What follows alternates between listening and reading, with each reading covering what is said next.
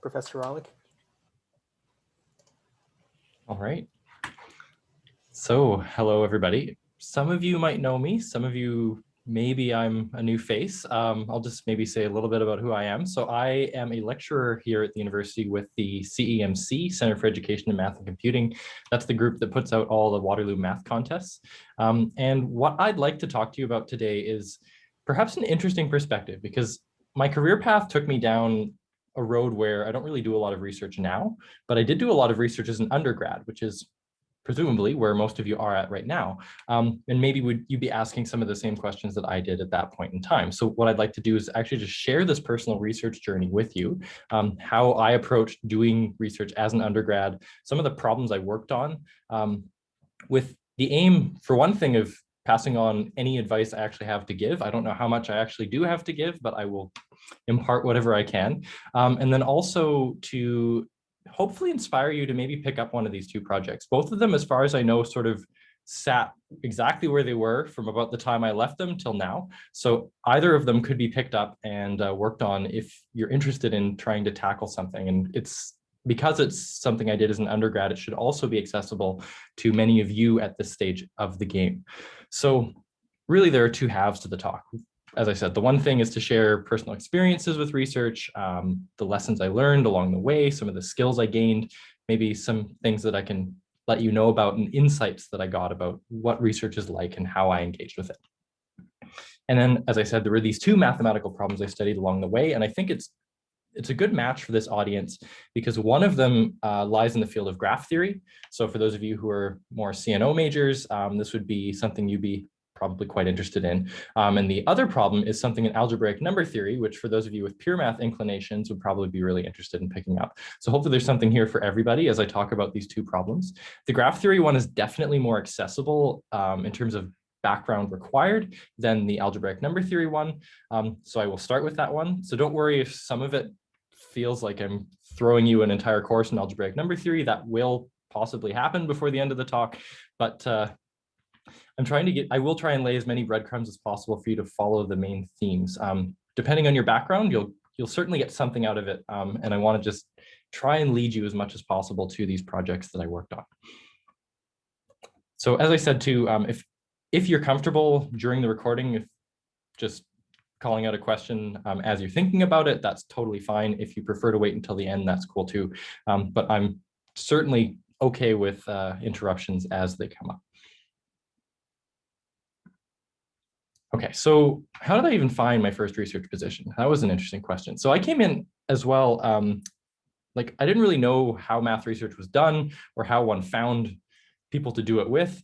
I got through my whole first year of undergrad just taking courses and that kind of thing. So I got to see what math was about, but really didn't know, despite wanting to be a math professor, how one actually got started on finding research projects. So I was lucky enough to have made friends with somebody who knew more than I did and had done a research project of his own after his first year of undergrad. So I just hit him up with a bunch of questions about how did you actually find an advisor? What was the process like? And through him, I sort of learned how to go about that process for myself.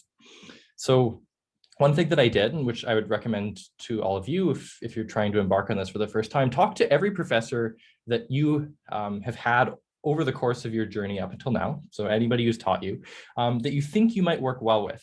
And at the early stage of my undergrad, I really prioritized just professors that I felt would be easygoing as advisors, not necessarily the area of math, more so with their personal style, because I wanted to make sure that I was in an environment where it felt comfortable and fun to be working on research. And of course, as an undergrad, the sky's the limit. You haven't specialized yet. You can really go into any area you like.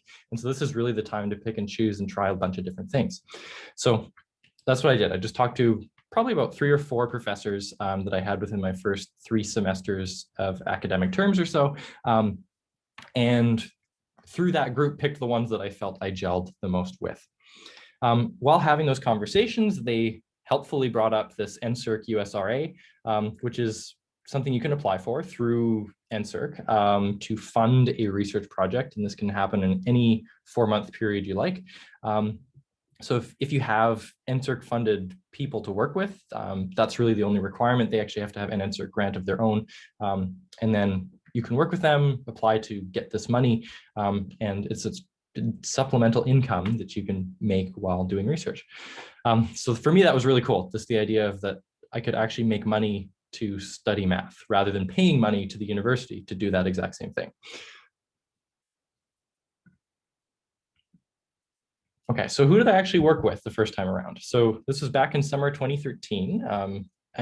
So that tells you maybe how young I am, that this was only how long it was ago that I was doing my first undergrad research project.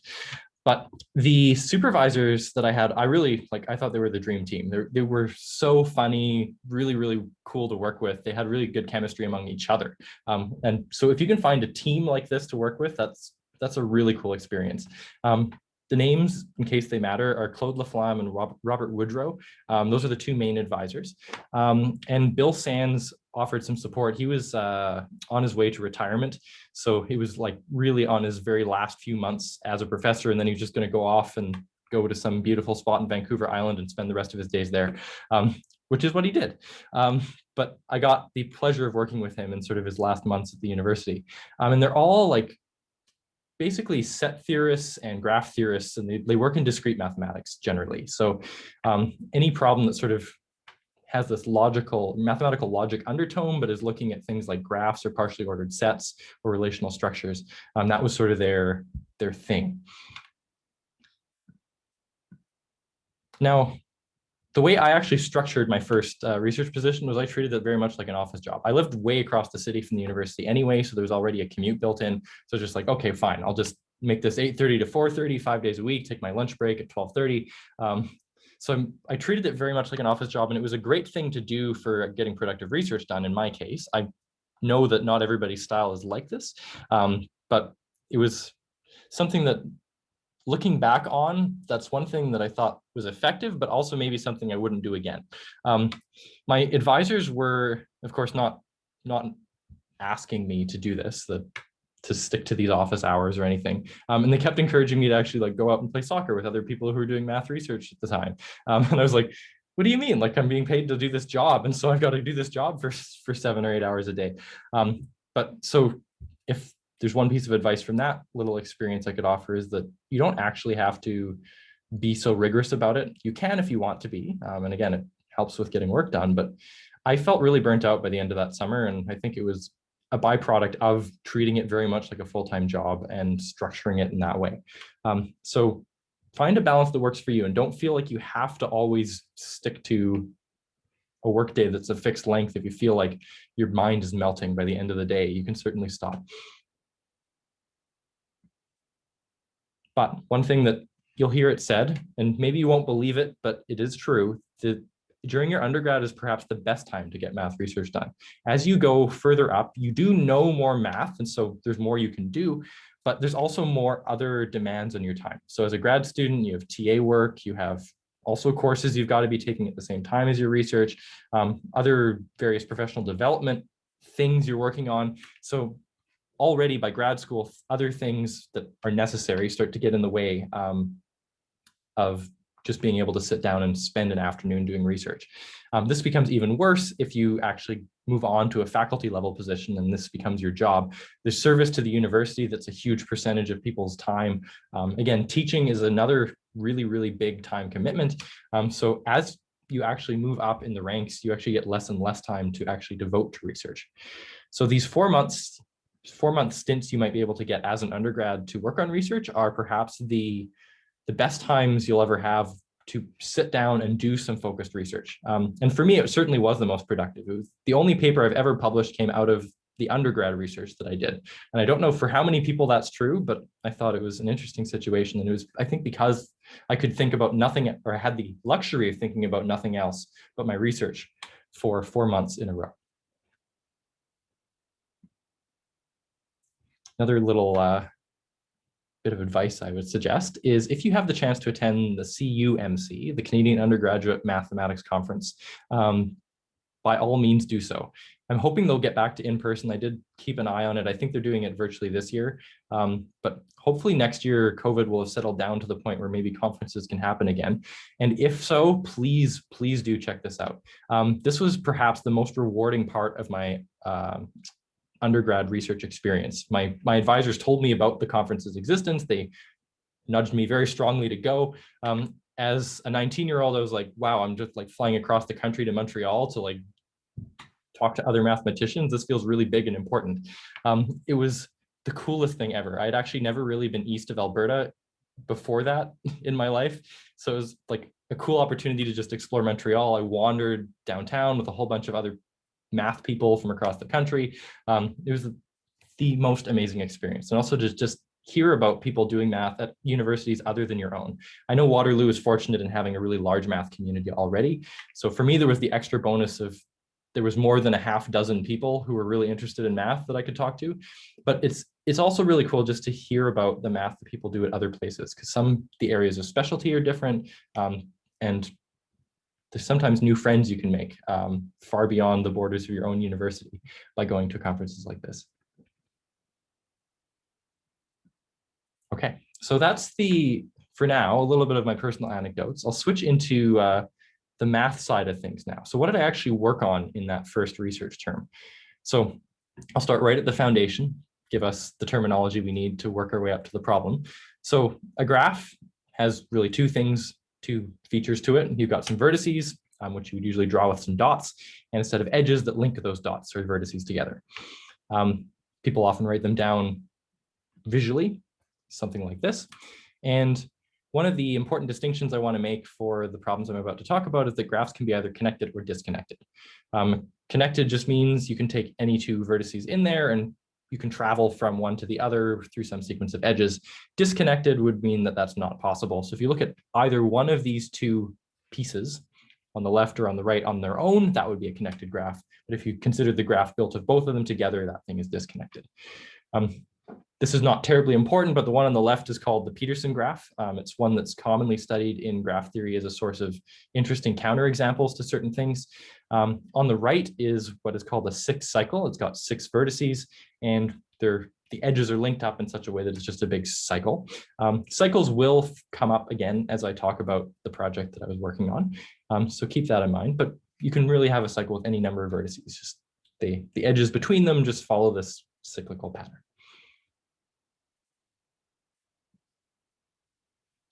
So the other big ingredient was I was studying homomorphisms on graphs.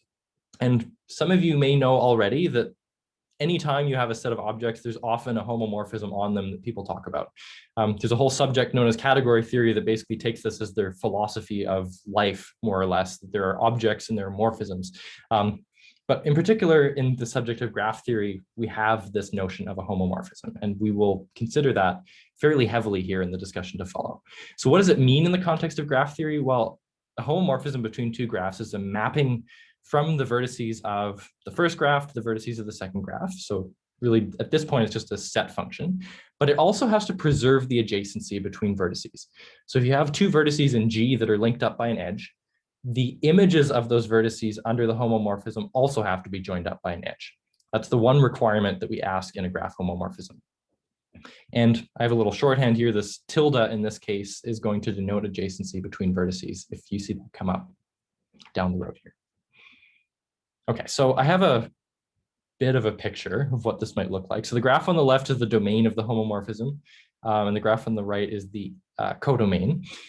And what I wanted to illustrate with this example is that homomorphisms of graphs don't have to preserve non-adjacency. So if you have two vertices that aren't linked up with an edge, they could end up collapsed to the same vertex. They could end up joined up by an edge. So there's no rule in place to say what we have to do with vertices that don't share an edge between them. But you will notice that, so this mapping given by these red arrows, it maps all the vertices up on the top to the vertex on the left of the target graph, and all the vertices in the bottom to the vertex on the right. And you'll notice that all the edges in the domain graph are set up so that the only adjacencies are between vertices on the top and vertices on the bottom. There are no adjacencies among the ones up top or among the ones on the bottom, which is why we can get away with collapsing all the top vertices to one vertex and all the bottom vertices to one vertex. So you can just go through and check that every pair of vertices joined by an edge in that first graph will be joined by an edge, the only edge in that second graph. So that's just one example of a homomorphism, just to get us started, and to illustrate the fact that we can really collapse the structure of the graph considerably, even with this condition of homomorphism in place. So here's another example with a little less collapsing going on. So that's a map from a 5-cycle to a 3-cycle. You can think of it as basically these two vertices on the bottom of the pentagon are left alone, so to speak, in the triangle. They're mapped to the same type of location. The two vertices that are further up here, they get folded in, if you will. So it's like folding the edges, collapsing it into this edge on the bottom. And then the vertex on top goes to the top of the triangle. And again, all the adjacencies end up being preserved in this map. You can just sort of go through it. So you can imagine what I was doing as an undergrad trying to work out this definition. I just had this thing and I drew a bunch of graphs and drew a bunch of arrows. My sketchbook was full of these all summer long. This is basically the kind of thing I was playing with, dots, lines, and arrows all through the entire summer. So this is the sort of bread and butter homomorphism example. You can also add conditions to a homomorphism to make it more interesting. So we call a homomorphism a monomorphism if the mapping on the vertices is injective. And we can also define an isomorphism of graphs. And this is one that is much more familiar. A lot of people who study graph theory are much more used to working with an isomorphism. How we can define it in the context of what we said so far is an isomorphism between graphs is one where you have a mapping from vertices of one to the vertices of the other that is a bijection, and that two vertices are adjacent in the domain if and only if their images are adjacent in the codomain. So not only are we preserving adjacency now, but we're also preserving non-adjacency of vertices. And you can actually work out that this is equivalent to the existence of an inverse homomorphism from H to G. So there are two ways of looking at the definition, either one perfectly valid. You can think about the one I have here in the slide, or just a homomorphism that has an inverse to it.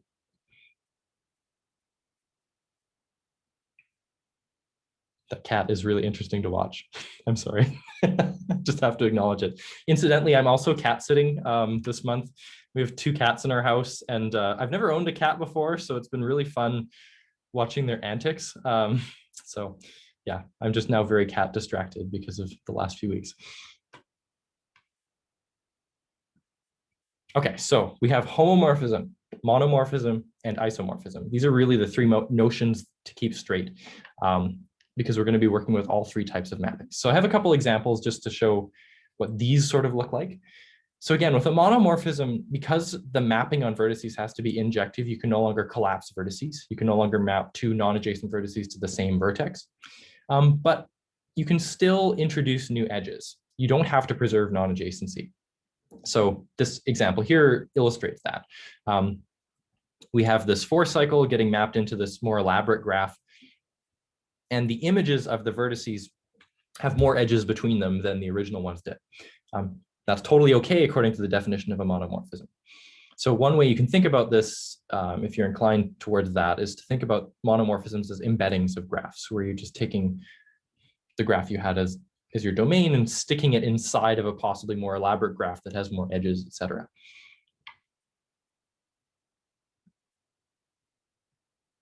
Okay, so then isomorphism of graphs. As with isomorphism of pretty much any structure, we think of graphs that are isomorphic as being the same graph. You can draw them possibly differently, but at the end of the day, if you moved the vertices and moved the edges around, you'd be able to work out, if you had an isomorphism of graphs, that those 2 things can actually be drawn the same way. So this is an illustration of one of those situations where it is the same graph that's drawn 2 different ways. It's a 6-cycle both ways on the left and on the right, but we've just drawn it in this really funky way as the domain graph. And so the isomorphism is really just giving us a way of unscrambling the first one and disentangling it, drawing it a different way to represent it as the more traditional way of writing down a 6-cycle. Okay. So there's some examples out of the way. Now I can actually talk about the research problem itself. So there's this whole phenomenon or type of graph called homomorphism-homogeneous graphs. And the setup for the problem is you've got a graph, we'll call it G, and you start with a homomorphism that's defined on a subgraph of G. Now, a subgraph is probably what you think it means. You take some subset of the vertices and only define the mapping on that subset of vertices. And we're actually going to focus on what's called induced subgraphs. So what that means is if you've picked a set of vertices to define your mapping on, you throw in all the edges that involve those vertices for free. You can't leave any of them out. So we start with this map that's defined partially on G, it's defined on some of the vertices, and you have to throw in all the edges that existed between those vertices. And you map that subgraph to some other subgraph of G. And the question is, can you always extend such a map to a homomorphism that can be defined on all the vertices of G? So you're starting with a partial homomorphism from G back to itself, and somehow extending it one piece at a time to a homomorphism from all of G back to itself. So we'd like to know what graphs this is possible for. If this is actually doable for your graph G, we call G an HH graph. The reason for the H's will become clear in a moment. But for now, just focus on this idea of we've got G, and we start by defining a partial map on some of the vertices of G back to G, and we want to extend it to something defined on all the vertices. So this is an illustration of what I mean. This triangle, this 3-cycle, is actually an example of an HH graph. No matter how you try and write down a partial mapping from some of the vertices of the 3-cycle back to the 3-cycle, you'll always be able to finish the mapping in such a way that it ends up being a homomorphism. So you can think about, say, the red arrows as being the partial mapping. So you define it on 2 of the vertices to start with, for example, and considering just that mapping on that subgraph, that is a homomorphism. It's preserved the one edge that we have. And then you can extend the mapping with this blue arrow to one that's defined in the whole graph and still satisfies the homomorphism property. And this one is pretty easy to work through, whether you define the partial mapping on 1 vertex or 2 vertices, you'll always be able to finish the mapping by extending it on the remaining ones. Okay, so why did we call it HH? Well, this will become clear now. You can change out homomorphism for monomorphism or isomorphism, basically, in this definition. So if you start with a monomorphism that's defined on a subgraph of G, and you want to extend it to a homomorphism, say, of all of G back to itself, then we would call that an MH graph. M for the monomorphism you start with, and H for the homomorphism you finish with. And of course, other possible variations exist. So an IH graph would say that you have to start with an isomorphism on a subgraph, extend it to a homomorphism, or you can start with a homomorphism on a subgraph and extend it to an isomorphism, and that would give you an HI graph, for example. So for any choice of letters, I, M, and H, you get a class of graphs. And they actually form this hierarchy of sorts. This is a containment hierarchy, if you will. So HI down at the bottom is actually the smallest family of graphs under this definition. And every HI graph will automatically satisfy the definition of being both MI and HM on the next level. So it forms this really cool nested structure with IH at the top as being the biggest class of graphs. What this meant for me from a research perspective was some people had done the work for some of this hierarchy already. They had figured out the graphs that satisfied some of these definitions, but other ones were wide open. And I could use the fact that some of these classes contained the other known classes as subfamilies. So I had a partial list to start with, and you could just build off of that to find out the graphs that were missing. So just to illustrate how you might argue one of these containments of types of graph, here's an argument that every HH graph is an MH graph. And it really is just a trivial toying with definitions. So if you start with an HH graph and call it G, we want to show that that's an MH graph. So you have to consider a monomorphism from some subgraph of G back to some other subgraph of G.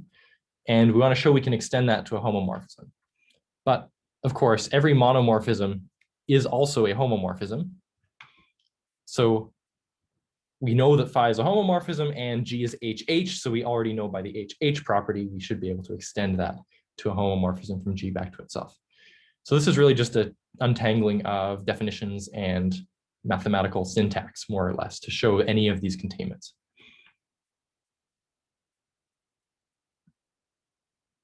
Okay, so my entire research project was to try and figure out certain of these classes of graphs to see if I could write down a complete list of what was actually there. So I'm going to start at the bottom of that hierarchy, HI, because it's the smallest class of graph. It's also very easy to argue. So let's talk about finite graphs that satisfy this HI condition. It turns out you can write out an argument that this is a graph has the HI condition exactly when it is complete. A complete graph is one where every pair of vertices that you can join up by an edge is joined up by an edge. So you've just included every edge you can possibly use.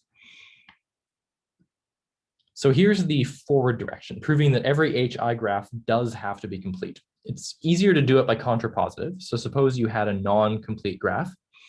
That means you have some pair of vertices V and W that are non-adjacent, that have an edge missing between them. If you have such vertices, you're allowed to map both of them to the same vertex. So you can map V and W back to V, for example. Because they had no edge between them, we haven't broken any rules. This is a well-defined homomorphism on that particular subgraph. And you can't extend that to an isomorphism from G back to itself because you've already collapsed two vertices into the same vertex. So the partial mapping is already not injective. The isomorphism, or the extended map, will definitely then not be injective either.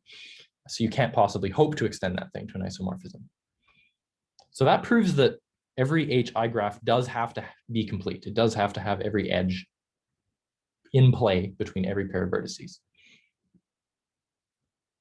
The other direction, the converse, if you have a complete graph G and you start trying to write down a homomorphism from a subgraph of G to another subgraph, because every pair of vertices is joined by an edge, you have to preserve all of those edges. So if you have two vertices that were different to start with in G, they have to map to vertices that are different again back in G. So if you can actually write this out and think about it a little more clearly if you like, but what you're doing when you're defining a partial homomorphism on one of these complete graphs is basically just defining an injective function on some subset of the vertices to some other subset of the vertices. And once you've done that for some subset of those vertices, you can just carry on one at a time and extend to an injective mapping from all the vertices back to all the vertices, because we've got finitely many in play.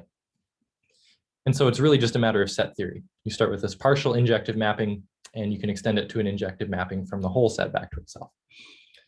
And that will, because it's finite, be a bijection in particular, and all the edges are preserved by default because all the edges were there in our graph. So that's a sketch, of course, not a fully convincing write-up, but a sketch that every complete graph is actually in this class of HI graphs. And so that's it for this particular definition. It's just this tiny little specialized class of complete graphs that satisfy the condition. Of course, it gets much more interesting as you broaden out and expand to higher parts of the hierarchy, but this just gives you an idea of the type of argument you might make if you're trying to figure out which graphs satisfy these conditions.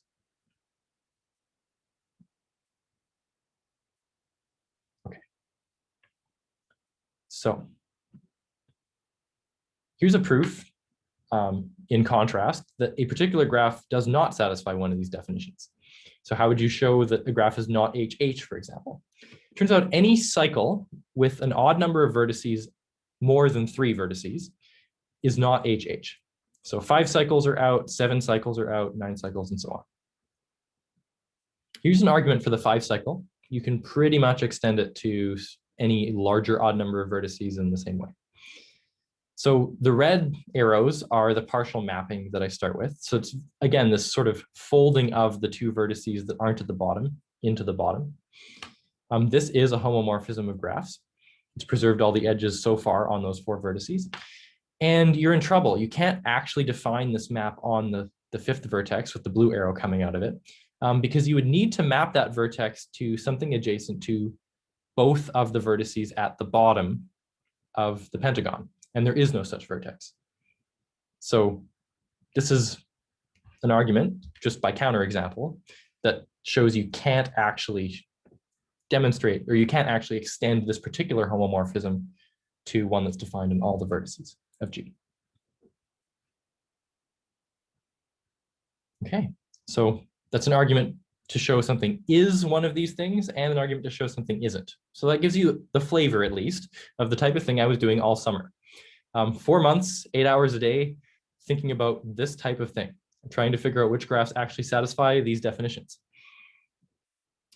But actually, there's a little more subtlety to this, even. So you can make the definitions a little more interesting still and get even more interesting classes of graphs. The types of graphs that we get with this new condition are going to be called connected homomorphism-homogeneous graphs. And this is why I talked about connected graphs to start with today. So we throw a C in front of HH to define a new class of graph. And the only tweak to the definition that we're going to make is that the homomorphism you define to start with on the subgraph of G has to be defined on a connected subgraph. So you can no longer just pick two vertices that are no longer not joined by an edge. Whatever vertices you pick to start your mapping have to all be connected to each other somehow. So we're only going to ask for homomorphisms defined on these connected subgraphs to be extended to homomorphisms on all of G. And that, again, because we're not asking for as much here with our starting maps, it means we get a bigger class of graphs at the end of the day. So a graph that's CHH is going to be more general than a graph that is HH. And of course, you can do this with any of the letter combinations we talked about before. You can define a CXY graph where you can take X and Y from our set of 3 letters that represent the type of maps that we're dealing with. So as I was just saying, it's a consequence basically of the definition that every XY graph is a CXY graph, because if you have a homomorphism that's defined on a connected subgraph, it is in particular a homomorphism that's defined on a subgraph of G. But it, of course, does not run the other way. So I have an example here that is a graph that is CHH, but not HH. And the mapping in red is basically, and blue, is showing that this graph is not HH. So I started with this mapping just on these 2 vertices, not joined up by an edge. And because they're not joined up, I can put them wherever I want. So I put them at the top and bottom of the diamond. And already we're in trouble because you can't define this mapping for the vertex at the top of the diamond in the domain, because there is no vertex adjacent to both the top and bottom of the diamond. And that's where we would have to put this vertex. To preserve adjacency to the first 2 vertices, it would have to map somewhere that's adjacent to both the top and bottom of that diamond. So that's an argument that this is not an HH graph. You can, on the other hand, walk through an argument that it is CHH. So if you only look at connected subgraphs to start with for your partial mappings, you can extend all of those to homomorphisms that are defined on every vertex. It requires a bit of a case analysis. So you just have to run through about 2 or 3 cases based on what your domain of your partial homomorphism looks like. But it's not, with a graph this size, all that hard to run through.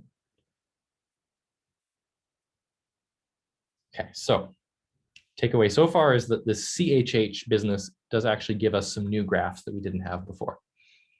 Wait, could I ask a question? Absolutely. Wait, maybe I'm not saying something, but can't you map the blue one to like the leftmost point on the right graph? Isn't that adjacent to both the top and bottom? Oh, yes. Ha. Okay, good catch. Okay. But does this graph work or no? This graph does work. This graph is not actually HH, but is CHH. Okay. Yeah. Sorry. Oh, no problem.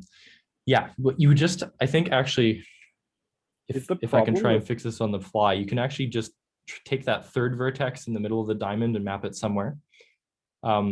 And then try and find a vertex that's adjacent to all 3, and then you're going to be in trouble. So you can take that, 3rd vertex in the middle and put it basically in any of the 3 vertices in the middle of the diamond, and you're going to still run into the same problem now at the top of the diamond. Does that convince everybody? Thank you. I knew there was going to be one little error somewhere. It's good. It means that the definition is making sense to people, which is good. Okay. So there's a long history to this subject, as it so turns out. There are various breakthroughs starting in 1976 and going all the way up to my own one published paper in 2015. chronicle the development of the subject. So initially the II graphs are the ones people were interested in. They defined those well before all these other ones that I brought up, because they were interested in this extending like a partial symmetry to a full symmetry. Isomorphisms always capture a symmetry of a graph in some way. And so this was sort of the more natural place for people to start historically. And you'll notice in the second bullet here, the names are Lachlan and Woodrow. And I mentioned Robert Woodrow was my supervisor. So that was actually his PhD thesis, was to classify these countable II graphs. So that was worth a PhD in 1980. And yet is still somehow accessible to undergraduates. So graph theory is this really interesting subject in that way. And that was what made it so fun and so nice to get into as my first research project. So the whole expansion to these other types of graphs, MI, HH, and so on, did not happen until 2006. Basically, things were left there for 26 years. And then people were like, wait, we can actually generalize this definition a little bit. So that's the mathematical process at work for you. The C variation on things, again, was considered in the II case way before it was considered in all the other cases for the same kind of reason. And then in 2010, there was suddenly some more interest in, or the countable problem was finally settled. This was after we had these new definitions in place. So then people were like, okay, now it's open season. We can investigate all of these things. So Lockett in 2014 did a few other classes of graphs, CHI, CMI, and CHH. And that was her PhD thesis. So again, people are getting PhDs on the basis of this work. So it's pretty cool. If you actually manage to take this far enough, you could just call yourself doctor at the end of it all. And then I came along and I built off Lockett's work. Now, it was not PhD worthy, I can say that.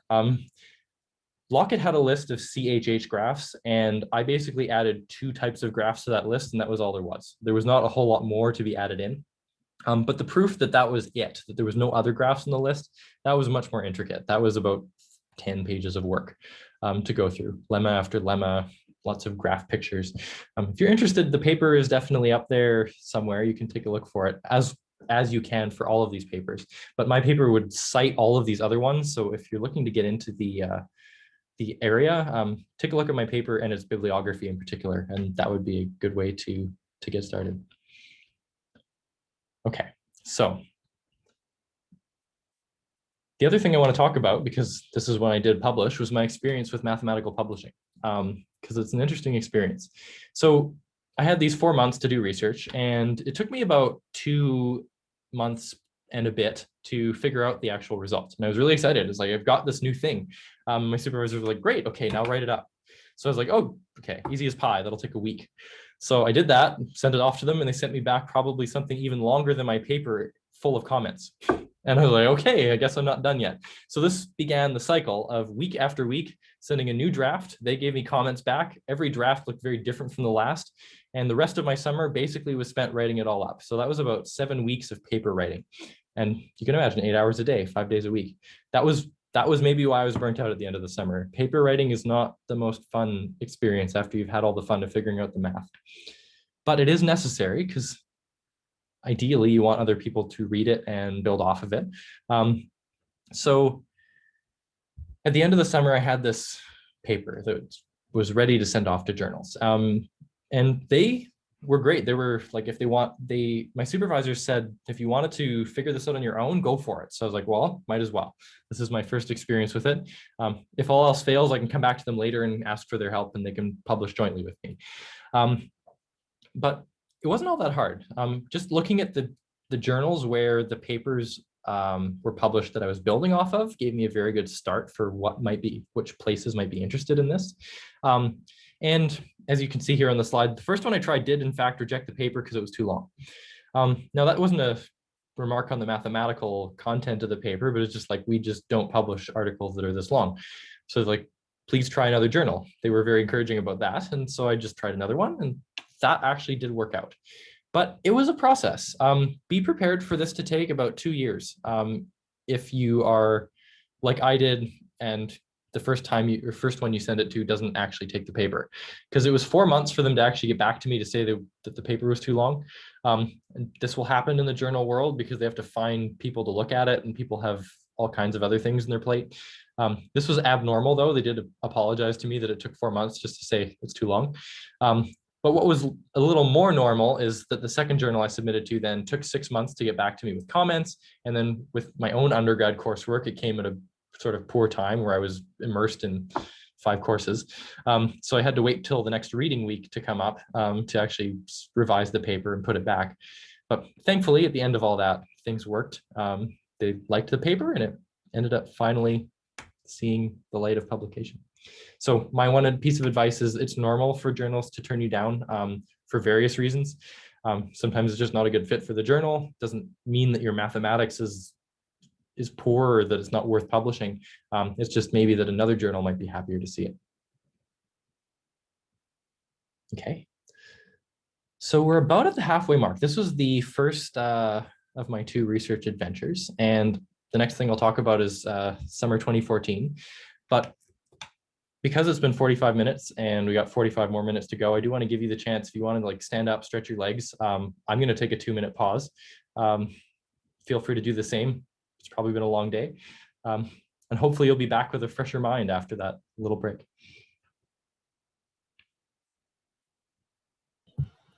Should I pause the recording so that it's like the people who are watching this after don't have to actually wait 2 minutes? Sure. If you can, there's a right. So back from our break, into my second research experience. So that first one was definitely like super inspiring, I guess. Like I never imagined that I would solve a problem and get something that could be published out of that very first experience, which also in my mind created some pressure to try and do it again the next summer. But the other thing that I had going on in the back of my mind was that like graph theory was very accessible, very easy to get into. And so I wanted to try something different mathematically, something that maybe needed more mathematical background, something that posed more challenge perhaps. And I don't mean this as a slight against graph theory, it's just a particular problem I was working on perhaps. I just got lucky with it. So I again picked up more professors, and by this point in time I had many more professors, so there was a bigger audience to talk to. And this time again, I had figured out by this point that number theory was something I was quite interested in doing. So the second time around, I talked more within a specific area. I stuck to abstract algebra and number theory professors because I was really curious and interested in finding out about what was going on there. And again, among those, picked the ones that seemed like they had the best fit in terms of style with me. So what I ended up working on was a computational number theory project. My supervisors, I had a team again, which is a really lucky scenario. It was Renata Scheidler and Mike Jacobson. And they were an interesting duo because Mike was much more of a computer scientist. He worked from the computational side of the subject. And Renata was much more of a theorist. So she was thinking about number theory sort of more abstractly, the way pure mathematicians often do. But they both had this shared interest in cryptography and in particular computational algebraic number theory, which is a mouthful. Now, as you will see, if you have different advisors over the course of time, the meeting style and structure of the project turned out to be very different from the first time around. So that dream team I had the first time around was meetings were very informal. They're just like, well, we'll book it once a week and you can come in and just tell us what you worked on. We're not really going to point you in any direction. We'll just listen and ask questions about it. It was a very free ranging kind of project. This one, in contrast, there was a very fixed agenda. They had this project they had been working on for a while. They wanted to know the answer to this problem. So this was the one that was put in front of me. And it had, again, much more background required to get into the project. So the first month, or maybe 3 weeks, of my research project was just spent reading a algebraic number theory textbook. It basically taught me an entire 4th-year course in algebraic number theory in the span of 3 weeks. And that put me in a position to actually start work on this project. But again, I was getting paid to learn math, and I just did this often on my commute to and from the university. I had sort of 1 hour both ways. So not only was I actually working 8 hours a day this time, I was actually working 2 more hours on either end on the bus reading this algebraic number theory book. But yeah, so it was very much more structured. There was sort of expectations for what we wanted to do, and much more reading required this time around. They were also, I would say, well, I want to say maybe a little bit stricter in their style in a good way. Every supervisor has their own feel, and that's again something, if you're looking for a potential advisor to work with, to feel out what works best with you. And if I may drop a grad school piece of advice on this, about this too, if you go to grad school and do some research, don't feel like you have to stick to the advisor that you started with if it's feeling like not a great fit. Departments are totally okay with you switching advisors if things aren't working out so well as time goes on. This actually was a really good fit for me. But in some people's cases, they just find they're working in the wrong area of math, or their style doesn't mix with their supervisors, and it's perfectly common and perfectly normal for some folks to switch advisors if it's not working for them. So keep in mind that style of your advisor is actually a really big factor, both in undergrad research and in grad research. And don't feel like you have to be bound to it, especially in grad school. In undergrad, okay, you have 4 months, sort of, you're assigned to them, you have to put up with it a bit, but you at least get to do this perhaps multiple times if you're lucky. So you're only working with them for 4 months in the worst case scenario. Okay, so I am now going to give you a crash course in algebraic number theory. This is all the highlights without really any of the proofs. So it's going to come out as a bunch of big facts, but they're really cool facts, and I hope they at least stick in your mind even without seeing the proofs. Maybe this is an advertisement to take some algebraic number theory down the road. So first thing, number theorists study fields a lot, it turns out. And they in particular study extensions of fields. So if you have fields E and F, and E contains F inside it, it turns out, this blew my mind as a second-year student, to know that E has a vector space structure over F. When I first looked at vector spaces, I'd always thought of them as like these Rn examples, but the vector space axioms are so general that they can apply to situations like this. So the elements of E you can add together because they're elements of a field, and that satisfies all the vector addition conditions. So you can think of the elements of E as vectors with this addition that's already granted by the field. And then scalar multiplication takes place by multiplying by elements of F. Now, F lives inside of E, so you can already define what it means to multiply something in F by something in E, just by the field axioms. And again, that by the field axioms, the multiplication of elements of E by elements of F satisfies all the scalar multiplication conditions. So you can think of the elements of F as acting like scalars, and the elements of E as being vectors in this case. And it turns out you can crack open the study of fields a lot using this insight. One thing that people talk about all the time is the dimension of that vector space. So the dimension of E as such a vector space will be called the degree of E over F. And where number theorists come in, the ones they care about, is they care about these things called number fields. So these are fields that have finite degree over the rational numbers. So they have vector space structure over the rationals. And again, that finite dimensionality is important to keep things in check, to make things easier to study. Okay. Now, of particular interest to the project I was working on were a particular type of number field. They're called quadratic number fields, or quadratic fields, more generally. And these are ones that have degree 2 over the rational numbers. So they're about the simplest you can get without studying the rational numbers themselves. And they do, in fact, have pretty simple structure. It turns out you can argue with some tools that every quadratic number field has this very nice form. So we would pronounce this field as Q adjoin the square root of D. And it just is built out of all the things you can get by taking a rational number plus another rational multiple of the square root of D. With the usual addition of such objects and the usual multiplication of such objects, this actually gives you a field, and all the degree 2 number fields actually can be taken to have this form. D can be chosen to be a square-free integer, and that can be either negative or positive.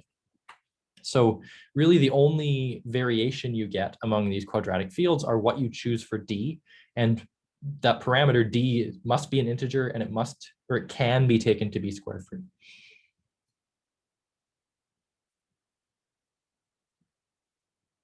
Okay, the other cool thing that number fields come with is a ring of integers.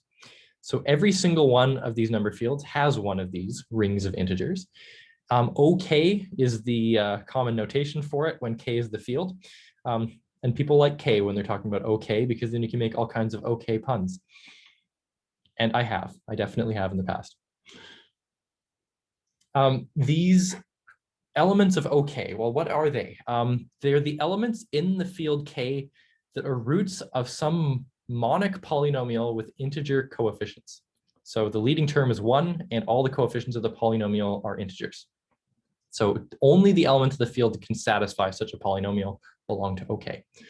What's sort of remarkable, if you've never seen this before, is that OK is in fact a ring, and it's not clear why it would be closed under addition or multiplication given this definition, but it actually is. Just as an example of something that might live in an OK, if K is Q adjoin I, the square root of -1, I itself belongs to OK because I is a root of x squared plus 1. That's a polynomial with integer coefficients. It's monic. So I itself is in OK in this case.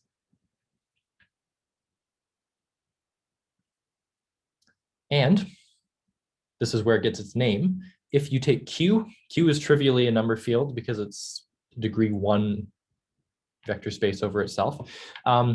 If you look at the rational numbers that are roots of integer polynomials with leading coefficient 1, that is exactly the integers. Certainly every integer is a root of such a polynomial. The integer a is a root of x minus a. What's a little bit more work, but not too bad, is to show that the only rational numbers that are roots of integer polynomials are the integers themselves. That might be a fun one to actually think about if you want to take it and doodle away. But in this case, it does turn out that OK is the integers for the rational numbers. What do they look like for these quadratic fields? Well, not super elaborate, which is nice actually for the purposes of studying them. So if your field is Q adjoin the square root of D, what OK is depends on what D is doing mod 4, as it so happens.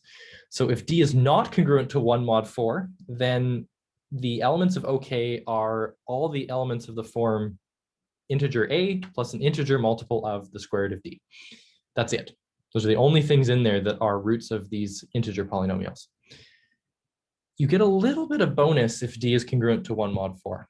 It turns out to be Z adjoin 1 plus the square root of D over 2. And so it's just all the things that are an integer plus an integer multiple of 1 plus root D over 2. Now, it's interesting that this happens, but really cool at the same time. This is one of the things that attracted me to number theory, that it seemed to like have no rhyme or reason to it, but yet it was still true. And there is good reason why 1 mod 4 comes into play. One thing that might help is if you want, pick a value of D and try and convince yourself that 1 plus root D over 2 is the root of some integer polynomial. That might give you some insight as to why we actually get these extra ones in this case.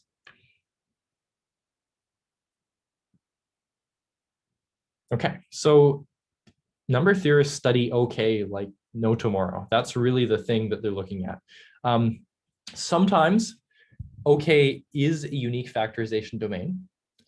Now, it has a bit of a technical definition if you haven't seen this in an abstract algebra course, but you can think of it in terms of what you would get with unique factorization over the integers. Basically, it's like the elements of OK can be factored out into these irreducible pieces. And each of these irreducible pieces itself cannot be factored in any non-trivial way any further.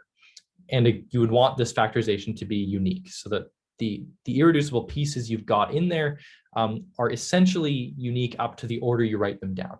Now, there's a little bit of fudging you have to do. For example, you could take a minus sign on 2 factors and you would get a new factorization that we don't really count as new. But other than that, that's really what we mean by unique factorization. So sometimes OK does have this property, but it's often the case that it doesn't. So one of the famous examples is if you look at Z adjoin the square root of -5, this is OK. This is the the ring OK for a particular number field. And 6 can be factored in multiple ways. It's 2 times 3. It's also 1 plus the square root of minus 5 times 1 minus the square root of minus 5. And every single one of those 4 elements in the factorizations are actually irreducible. You can't actually break them up any further in a non-trivial way. And so this violates the unique factorization condition. And this is a common occurrence for these rings of integers. So number theorists, of course, like to ask the question of when they actually have unique factorization and when they don't. And there's a whole group they define to try and answer this question. It provides a much more refined picture of the subject than just asking a binary yes/no question. And so what I'd like to do is walk you a little bit through what this ideal class group is, because it was key to the subject of my research in that undergrad project. Okay, so we're about to define this group. So groups are things you can multiply together, basically. There's one operation on them, which we can think about like a multiplication. So what are the objects and how are we multiplying them? The objects are called fractional ideals. So some of you might have seen ideals, normal ideals of rings before. This is similar in spirit, but it's a little bit more general than that. So inside of OK, or a fractional ideal of OK is going to be a subset of the field K. So they don't all have to come from inside of OK. They can actually be more general field elements. And they have 2 properties. The first one is pretty standard if you've seen the definition of an ideal before. So if you add 2 things in I, it should stay back in I. And if you multiply something in I by an element of OK, that stays inside of I as well. So it absorbs multiplication by OK. But the other thing is, because it's now a subset of the field and not of OK itself, we do want to be able to clear denominators, quote unquote. So there is going to be some element alpha in OK, such that multiplying every element of I by alpha puts you inside of OK. So another way of saying that is that the elements of I have a denominator that's no worse than alpha. Alpha is like the least common denominator of everything in your fractional ideal. So you can almost think of it like an ordinary ideal where you've now just divided everything out by some alpha. And that's actually a very useful way to think about it. But these are the 2 conditions that denote a fractional ideal. And these are the objects that form the starting point for our ideal class group. So we, of course, want to be able to multiply them together if we're going to get any kind of group structure here. And it is indeed possible to multiply any 2 fractional ideals. The definition agrees with the definition of the product of ideals, for those of you who have seen that before. So what you're going to do is just form all the finite set, or all the sets of finite products, AI, BI, where your AI comes from the first ideal I and BI comes from your second ideal J. So all these pairwise products of something from I and something from J, and you add those up. This turns out to be sort of the natural way of defining the product. It's in some sense the smallest fractional ideal that actually contains all the products of elements from I and J. And so that's why this definition arises. So this is again a fractional ideal. That's a little bit of checking, but not too bad. And this is the basis for a group operation. So the fractional ideals are the objects, and this product is our product in the group. And you can see perhaps even from the way that this is formed, because we're all working in commutative settings where order of multiplication doesn't matter, the product ij will agree with the product ji, because you can just swap ai and bi in the sum at will, and you'd have no problems. So commutativity is a condition that's basically comes for free from the way this is defined. You can also go in and check that it's associative. Associativity is always terrible to check in pretty much every case, but you can do it. It's not so bad here, as it turns out, but it's more work than I think than some of the other ones. And the identity element of this group is OK itself, because OK turns out to be a fractional ideal. It's closed under addition. It absorbs multiplication by OK. And the denominator of 1 is trivially satisfies the second condition. So multiplication of an ideal by OK will give you that ideal back. So this becomes our identity element. Now, the other group condition that's required is invertibility. That also turns out to be true. every fractional ideal I does have an inverse ideal J, such that I times J, that product fractional ideal, is okay. This maybe illustrates why we might want to look outside of OK to define our group, why we didn't just do it on the ideals of OK, because if you multiply things in I, like normal ideal land, multiplying things in I by elements of OK, you're stuck inside of I, so you'll never be able to get back out to OK. So this is why you want to allow some denominators and sort of things that are bigger than OK, so that you can get this multiplicative cancellation when you're forming the products. Now, I call it a big fact because it's non-trivial, the existence of this inverse ideal. It turns out that the rings of integers, these OK rings that we're studying, are special. They are Dedekind domains. They have a bunch of conditions that make them Dedekind domains.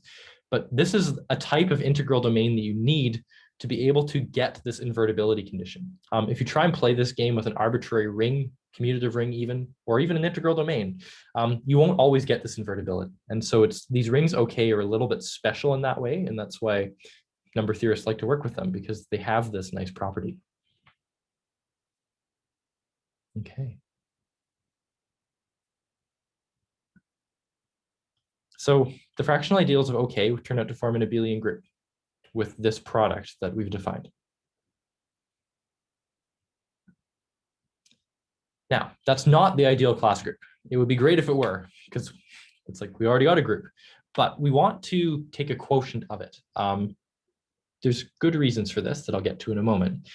But inside of this group of fractional ideals, which I'll now call script F, there's a subgroup script P of principal fractional ideals. And principal fractional ideals are things that are of the form all the multiples of some fixed element alpha. So you take an element alpha of your field K and you look at all the multiples of alpha by elements of OK. This itself forms a fractional ideal. And they agree very much with the principal ideals you would find inside of a ring, except it's just the only difference now is that alpha might come from outside of OK. So it's not in the traditional sense a principal ideal. And we quotient that. So because we're in an abelian group, we can take the quotient of this group by any subgroup. And when you do that thing, that quotient, you get a new group that's called the ideal class group. And that's the thing that number theorists care about. That's the thing they study a lot. It's a big important theorem that this is a finite group. That's the big reason why we took the quotient in the first place, because finite abelian groups are very easy to study. Infinite ones are a little less easy to study. It turns out that the proof that the ideal class group is finite is quite intensive. It was at the end of the algebraic number theory textbook that I was reading in those 3 weeks of that summer. It's something that you would do at the end of an algebraic number theory course, and it would take you about a week to go through in terms of classes. Like a week of 50-minute classes would probably be required to actually establish this fact. So we'll just take it for granted. And it's a very pleasant group to work with. So one cool fact, one of the reasons why we care so much, is that OK has unique factorization if and only if this ideal class group is trivial. So if and only if this group has one element in it. But if it's not trivial, it provides more information than just that it doesn't have unique factorization. It can somehow measure the extent to which unique factorization fails in OK. There's a whole thing we could go into about how this actually quantifies the failure of unique factorization. Again, for those of you who have learned a bit of ring theory, the idea is you might have to localize OK a couple times, and then once you do that, you get unique factorization, and the things you have to localize at are determined by what the structure of the class group looks like. That's the truest thing I can say without, I guess, boring you with the whole series of 3 lectures on this. So there's a big theorem, 1966, so actually fairly recent in this grand scheme of number theory. For all these quadratic fields Q adjoin the square root of D, where D is negative, there's only finitely many cases where the class group is trivial. So only finitely many OKs that have unique factorization. And the list of Ds turns out to be a little bit eclectic. You got -1, -2, -3, 7, 11, 19, 43, 67, and 163. Yeah. Where's the pattern? I don't know. There's some deeper stuff going on, as there always is. But it took a long time to settle. Gauss was the first one to sort of define a primitive version of this ideal class group, and he conjectured this way back in the 1800s, but it took over 100 years to actually figure out and prove that this was the full list. Now, on the other hand, there's the positive values of D. And this is a conjecture also made by Gauss, that there are infinitely many such D for which the class group is trivial. So in other words, infinitely many D for which OK has unique factorization in this case. But that's still wide open. Nobody has actually settled this question. And quadratic fields are the simplest number field beyond the rational numbers to be looking at. So if this is still an open question for quadratic fields, you can imagine how far away we are from any definitive answer for higher degree number fields. So, as I said, remarkably, this old conjecture remains wide open, but there are some really cool heuristics. We have good evidence for why Gauss's conjecture might be true. Cohen and Lenstra are both big computational number theorists, and they gave together some heuristic arguments for the proportion of all quadratic fields for which the class group has a given structure. So they basically are predicting for any possible structure for the group, what fraction of all quadratic fields have this ideal class group structure. And they can be pretty precise about it, like 75% of all quadratic fields are going to have this structure. And the numerical conjectures they've made through these heuristics have agreed remarkably well with computational evidence. There are really good algorithms out there for like asking a computer to figure out the ideal class group. And so that's obviously a fixation for certain number theorists, would be to just crank out the ideal class group for these quadratic fields. Because there's only one integer parameter D to play with, you can basically bound D and search for all the quadratic fields with D bounded by some amount, figure out the quadratic fields. And the fraction of class groups you get from these exhaustive searches are agreeing remarkably well with what Cohen and Lenstra are predicting. So we believe this is true, but there's still no proof of that. One nice thing is that you have a lot of control over what the group looks like. So the class group, as I said, is a finite group. It's abelian. And there's a big theorem about finite abelian groups that say that they are direct products of finite cyclic groups. And one thing that the heuristics weigh in on is something called the P rank of this class group. And they say that it would be quite rare for that to be larger than 1 for any odd prime P. So what is a P rank?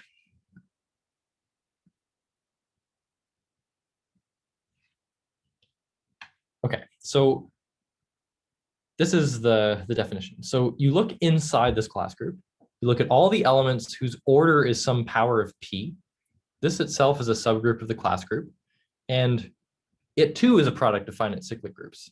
All of them have to have order equal to some power of P. Apologies for the typo there. So they're some product of the integers mod P to the K for some choice of K. And the number of factors in this product is the P rank. So the heuristics are predicting that this number R, the number of factors you get, is really low most of the time. And that was my project after all of that background, was to try and construct quadratic fields that have large P rank to test the boundaries of these heuristics. If I could figure out a procedure to generate lots of examples of these, then we'd be able to know more or less what the relative fraction of those examples is, and get much more insight into whether or not Cohen and Lenstra are actually spot on with their heuristics. So that was the scope of the project. One of the things I got to do was play around with Sage. This is a programming language that was built for number theory. It adds on to Python and adds a whole bunch of number theoretic features. And so I was basically spending a good chunk of my summer writing algorithms and then programming those algorithms to try and crank out these examples of class groups that had high P rank. There was a whole bunch of papers, but the literature was quite scattered in terms of what people had done. A lot of them didn't know about each other, the authors who had put out work in this field.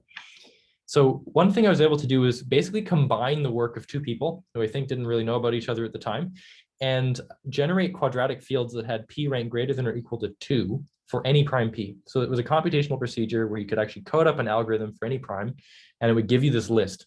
of quadratic fields that had p rank at least 2. And of course, the thing bogged down a fair bit the larger the prime got. So p equals 5 and p equals 7 were the only real computationally efficient algorithms that would give me anything.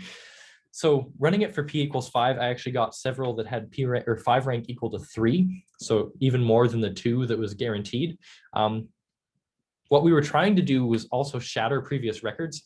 So people actually kept records of like, I've got the quadratic field with largest p rank, and they would challenge other people to try and beat them. So 4 is the previous record, and I didn't even get there. I got to 3. But even so, some of the examples were not ever found by anybody else before. So they were new examples. And as I said, the relevant literature was scattered and not very well organized. So I gained some other research skills with this project that I didn't necessarily with the previous one, where the literature was very well documented. One of the things, those of you who have done research probably know about MathSciNet. Maybe some of you who haven't done research know about this. It's the big database for mathematical articles, basically. So you can just search up the author, the title. It'll bring you to the article. The University of Waterloo has access to this database. If you're logged in with your student credentials, you should be able to search up MathSciNet. Any mathematical paper that's been published since at least basically 1940 is indexed in there. A lot of the older papers are in there too. So this is, if you're doing research and looking for papers, sort of the place everybody goes. But one of the things that I sort of did with MathSciNet the second time that I didn't do so much the first time was forward and back searching. So once I found an article that related to what I was looking at, MathSciNet's nice in that it organizes of course, the bibliography of that paper, so all the papers that it cites, so you can go back in time, but it also forward searches, so you can actually see all the papers that cite that paper. And that was a good way of, again, flushing out all the relevant literature, one way or the other, that pertain to this topic. There was a lot of back and forth, because again, these people didn't know about each other, so you had to like jump forward in time, then back in time, then forward in time, then back in time.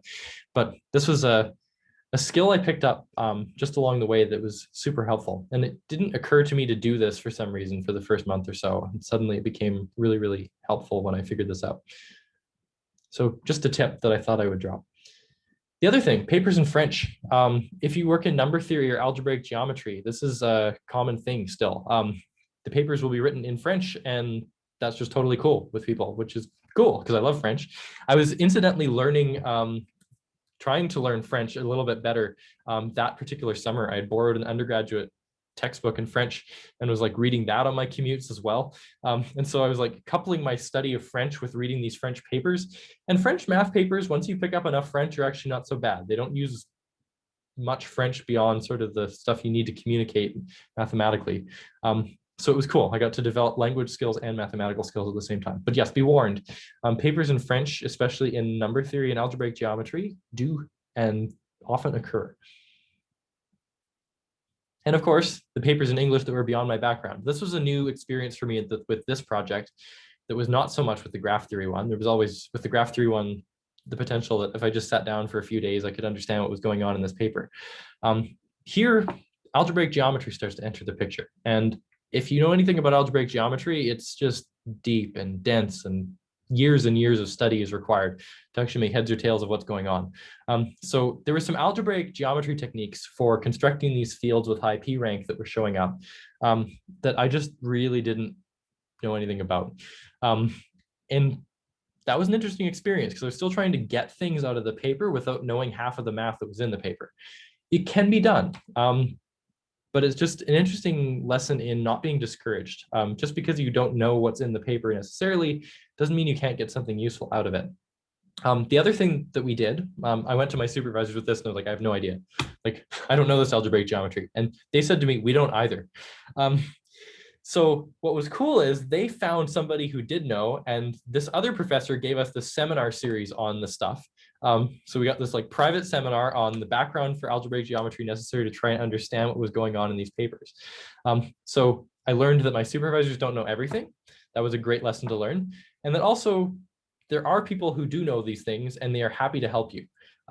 So as you go further, I know this never actually had to happen to me, but I know I had friends who had to like email people at other universities, but they're always, because they know how crazy math is, happy to sit down with you, give you a little debrief about what's going on to help you try and understand this stuff better. So yeah, be prepared for that. Papers in languages that you don't speak, and also in languages you do speak, but you just need to do a lot more math reading to figure out. So that basically wraps up the extent of my undergrad research journey. So those were the two projects. They were very different, as you can tell. I ended up leaning much more in this number theory direction. I was just so hooked. Maybe it was because there was so much depth there that just felt like I hadn't cracked yet. But they were both really worthwhile projects and taught me about the differences in supervisory style and a little bit about how to do some research and whether to treat it like an office job or not. Again, if I would go back in time, I would not probably do it exactly like I did it that way.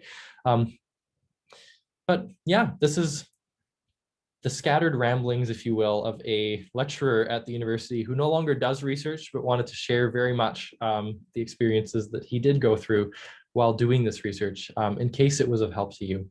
And again, my hope is that you will take interest in one of these two projects, read into it, maybe try it a little bit.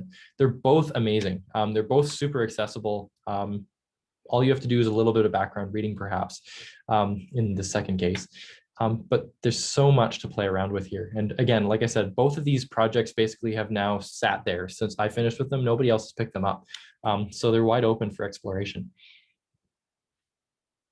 All right. So that's the end of the formal bit. I'm happy to pause now and take any questions you want to ask. Okay, hold on to stop recording.